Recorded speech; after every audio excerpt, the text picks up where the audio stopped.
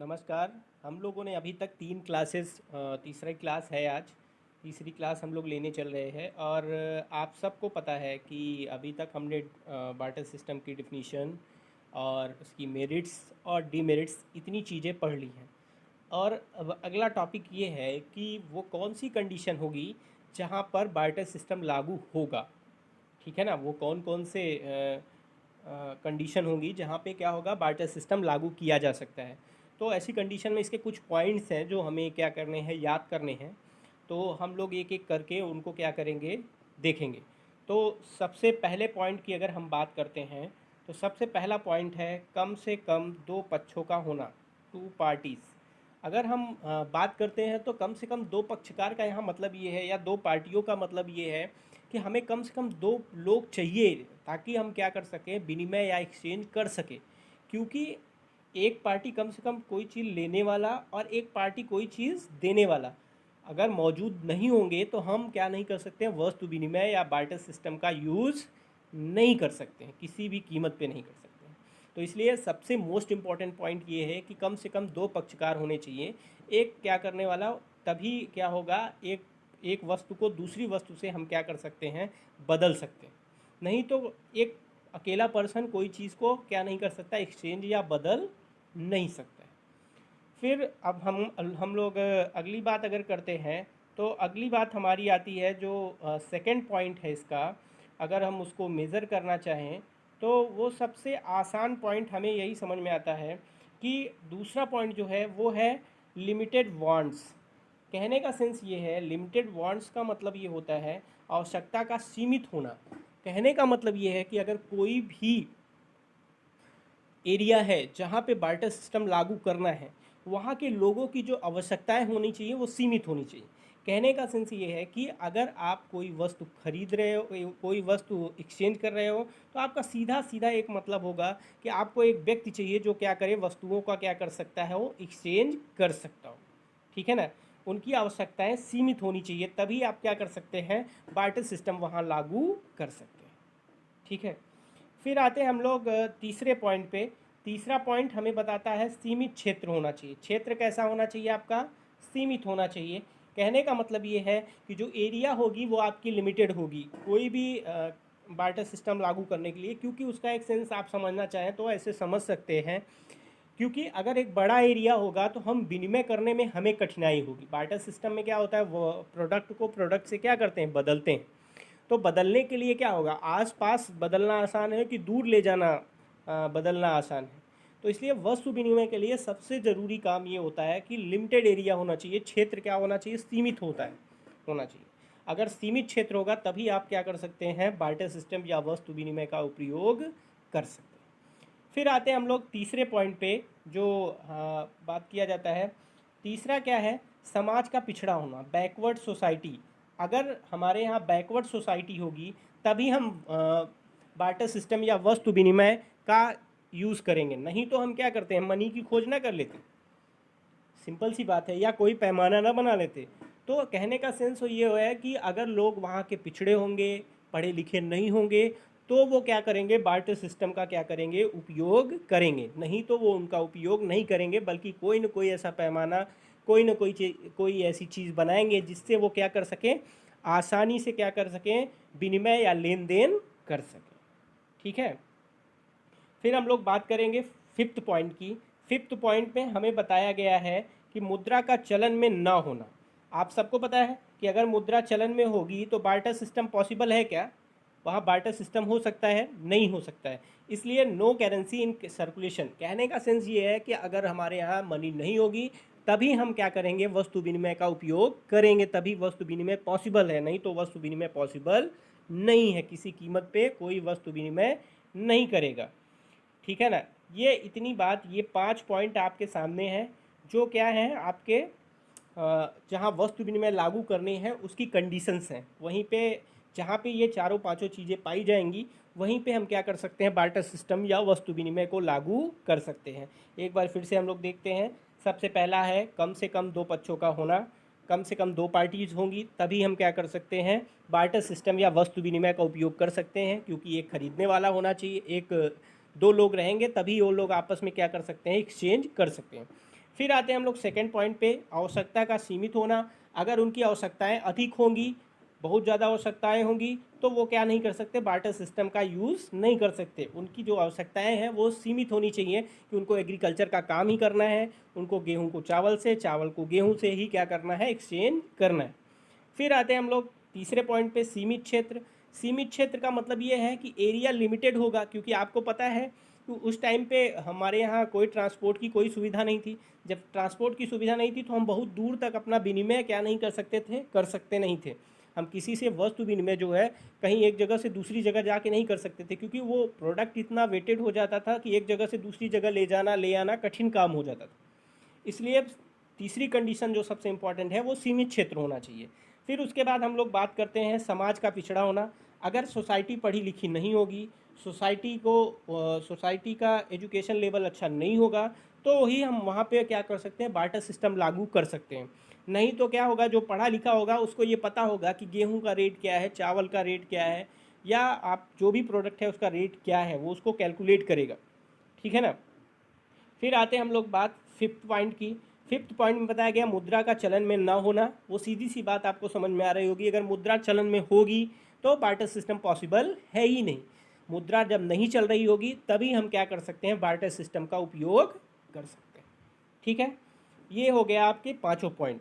अब आते हैं हम लोग theory of origin of money की बात करते हैं। ठीक है ना, मुद्रा के उद्गम के सिद्धांत की बात करते हैं। तो अगर मुद्रा के उद्गम के सिद्धांत की हम बात करते हैं तो मुद्रा के उद्गम का सिद्धांत है क्या।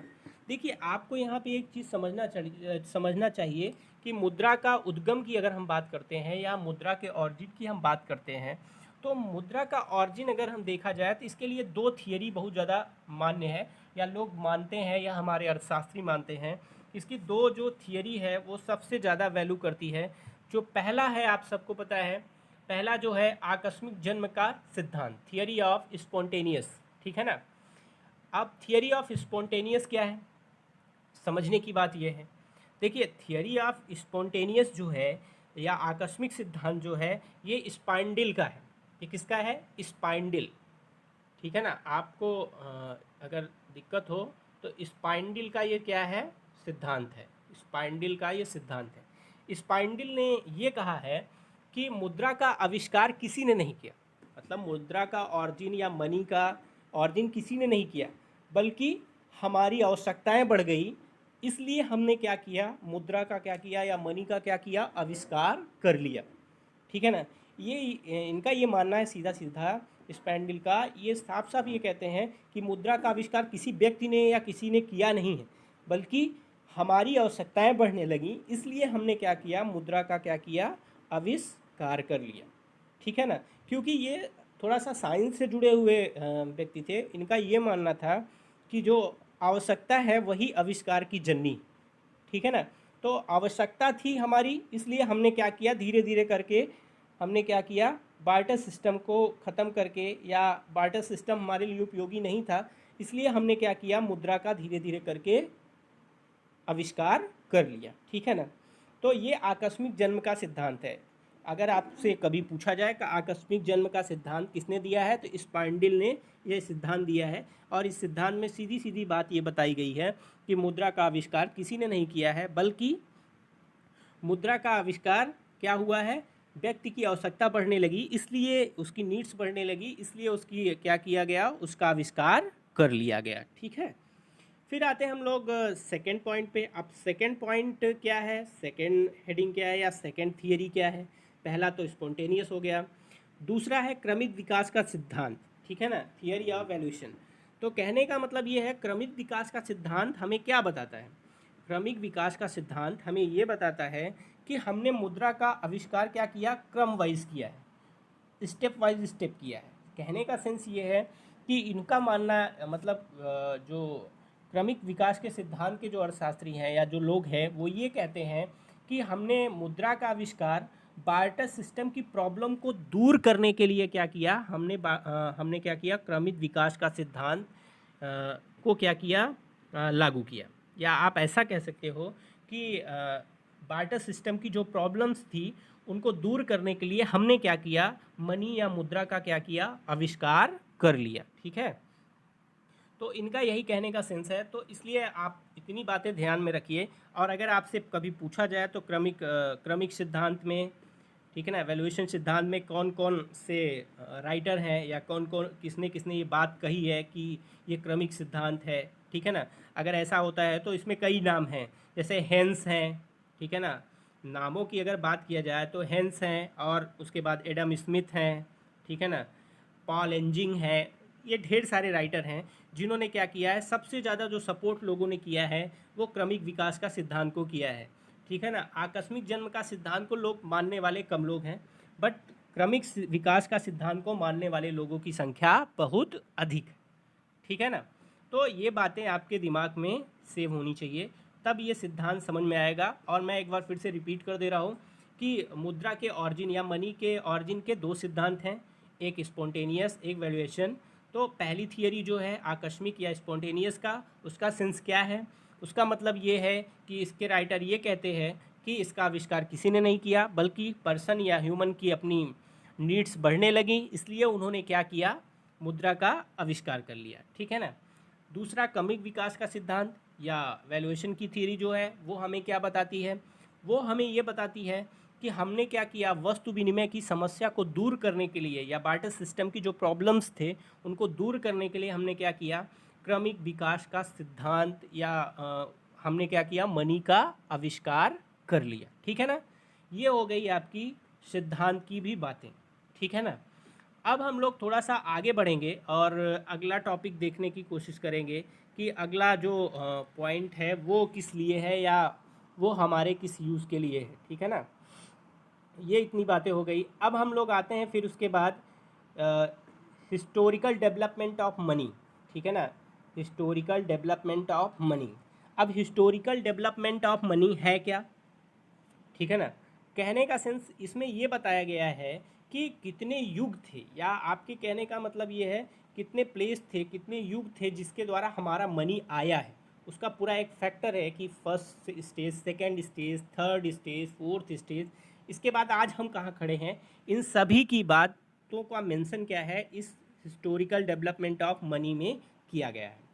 तो अगर बात किया जाए सबसे पहले पॉइंट की, तो सबसे पहला जो हमारा पॉइंट है, ठीक है ना, जो सबसे पहला पॉइंट है वो हमारा है वस्तु मुद्रा का युग, कमोडिटी मनी स्टेज। आप सबको पता है कि वस्तु मुद्रा का युग मतलब कि बार्टर सिस्टम का युग लगभग, ठीक है ना। अगर हम इसकी बात करते हैं तो आप सबको पता है कि सबसे पहले हमारे यहाँ क्या था, मनी से पहले हमारे यहाँ क्या थी, वस्तु मुद्रा ही। कम्युनिटी को कम्युनिटी से हम क्या करते थे, बदलते थे, ठीक है ना। अब आते हैं हम लोग इसके सबसे पहले, इसको चार भागों में बांटा गया है। आपको समझने की बात यह है, कम्युनिटी मनी को क्या बोला गया है, वस्तु मुद्रा के युग को चार भागों में बांटा गया है, ठीक है ना। पहला जो इसका स्टेज है वो क्या है, पहला स्टेज है इसका आखेट युग, हंटिंग स्टेज।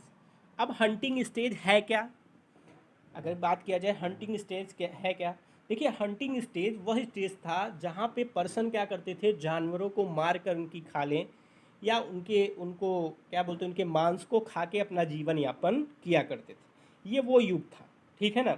फिर आते हैं हम सेकंड पे। सेकंड की अगर हम बात करते हैं, सेकंड है हमारा चारागाह युग, पोस्टरल स्टेज।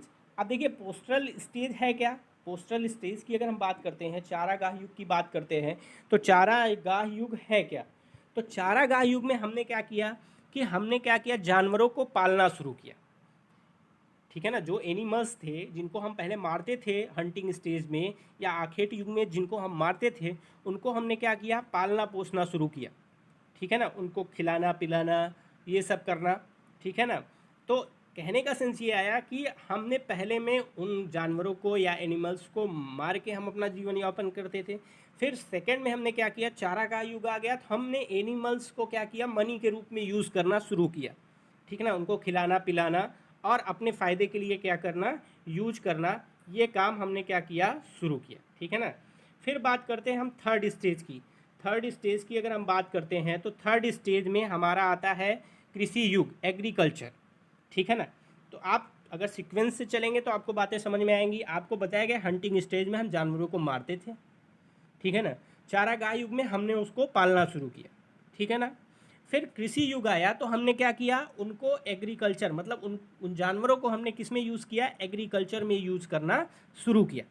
जिससे क्या हुआ कि जब हमने एग्रीकल्चर में उनको यूज़ करना शुरू किया तो उसका सबसे बड़ा क्या फ़ायदा हुआ हमें, हमारा प्रोडक्शन होने लगा। हम गेहूँ चावल इन सब चीज़ों को क्या करने लगे, उगाने लगे। तो फिर यहाँ पे हमने क्या किया, जो हमारा प्रोडक्ट था उसको मनी के रूप में यूज़ करना शुरू किया। ठीक है ना। फिर आते हैं हम लोग फोर्थ स्टेज पे। ठीक है ना। फोर्थ स्टेज जो है हमारा वो है शिल्प युग, क्राफ्ट स्टेज। ठीक है ना। अब शिल्प युग में अगर बात किया जाए, शिल्प युग है क्या, ठीक है ना।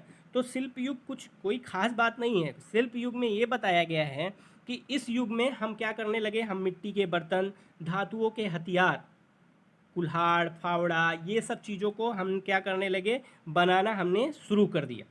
ठीक है ना। क्राफ्ट स्टेज में हमने क्या किया, आयरन या लोहे के बर्तन बनाने, या आप कह सकते हो कि मिट्टी के बर्तन बनाने, इन सब चीज़ों का काम हमने क्या किया, बनाना शुरू कर दिया। और इनका हमने मनी के रूप में इनको हमने यूज़ करना शुरू कर दिया। ठीक है ना।